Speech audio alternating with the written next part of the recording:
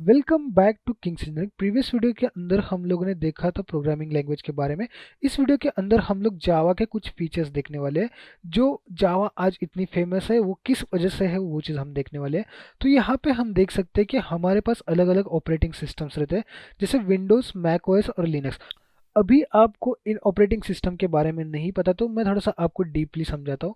समझो हमारे पास एक मोबाइल फ़ोन है जो कि है नोकिया का, एक मोबाइल फ़ोन है जो कि है सैमसंग का, और एक मोबाइल फ़ोन है हमारे पास जो है एमआई का। तो ये तीन अलग अलग फ़ोन में क्या होता है कि अलग अलग ऑपरेटिंग सिस्टम्स रहते हैं, और इन ऑपरेटिंग सिस्टम के बेसिस के ऊपर ये मोबाइल चलते हैं। जैसे हम कोई एक एप्लीकेशन या मोबाइल एप्लीकेशन डाउनलोड करते हैं तो उस एप्लीकेशन के अंदर जो फीचर हमें प्रोवाइड किए जाते हैं वो पर्टिकुलर एप्लीकेशन के लिए प्रोवाइड किए जाते हैं। उसी तरह से एक जो ऑपरेटिंग सिस्टम है, तो ऑपरेटिंग सिस्टम के अंदर जितने भी फीचर्स रहते हैं वो वहाँ पे प्रोवाइड किए जाते हैं। तो विंडोज़ एक ऑपरेटिंग सिस्टम है जो हमें बहुत सारे फीचर्स प्रोवाइड करता है। उसी तरह से एक मैक ओएस करके ऑपरेटिंग सिस्टम है, और लिनक्स ऑपरेटिंग सिस्टम है। तो विंडोज़ ऑपरेटिंग सिस्टम आपके डिवाइस में इंस्टॉल होगा। अगर ये साइन आपको दिखाई दे रहा है तो आपके डिवाइस में विंडोज़ ऑपरेटिंग सिस्टम है। अगर आप कुछ अलग यूआई देख रहे हो तो हो सकता है कि आप मैक या लिनक्स ऑपरेटिंग सिस्टम यूज़ कर रहे हो। अगर आपको ऑपरेटिंग सिस्टम देखना है तो आप यहाँ पे सिस्टम कॉन्फ़िगर में जाके देख सकते हो। जैसे मैं यहाँ पे सिस्टम के क्लिक करता हूँ तो मुझे यहाँ पे विंडोज़ मिल रहा है, और यहाँ पे मुझे, अगर मैं यहाँ पे सिस्टम पे क्लिक करता हूँ तो मुझे और इन्फॉर्मेशन मिल जाएगी, जैसे कि मेरा सिस्टम का कॉन्फ़िगरेशन क्या है, ये सब चीज़ें। तो ये अभी हमारे लिए इतना इम्पोर्टेंट नहीं है, हम प्रोग्रामिंग लैंग्वेज के ऊपर आते हैं। तो यहाँ पे हमारे पास विंडोज़ है, मैक ओएस है और लिनक्स है।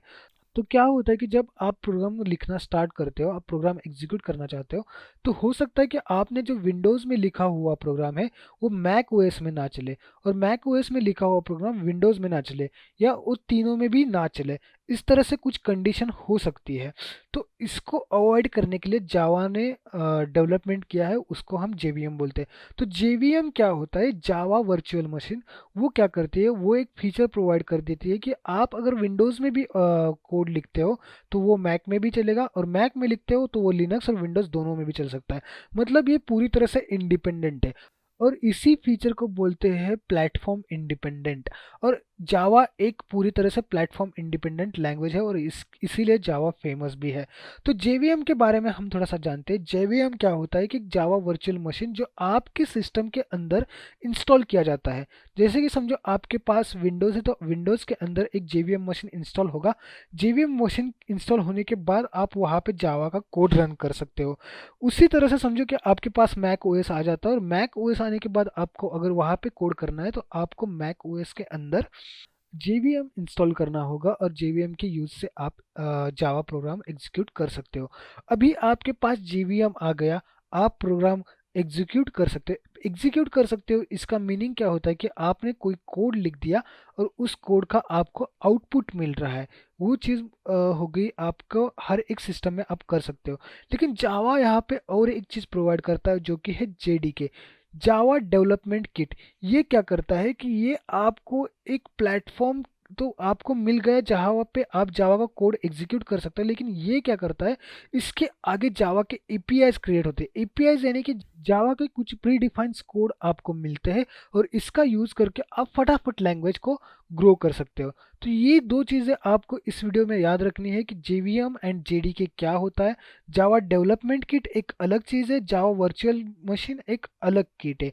जावा डेवलपमेंट किट के अगर हम डेफिनेशन देखें तो Java development kit is a distribution of Java technology by Oracle corporation. It is implements the Java language specification and Java virtual machine specification.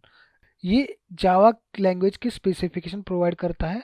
उसी तरह से ये एक स्टैंडर्ड एडिशन ऑफ एप्लीकेशन है जो इंटरफेस प्रोवाइड करता है जावा और प्रोग्राम के बीच। अगर इसको हम इजी और आसान भाषा में समझे तो हमें जावा के जितने भी फीचर्स है वो हमें यहाँ पे जेडीके प्रोवाइड करता है जो हम यूज़ करेंगे। तो बैक टू द पॉइंट, अभी हमारे पास इसमें कोड बना, वो हम लोगों ने लिया और यहाँ पे हम आ गए।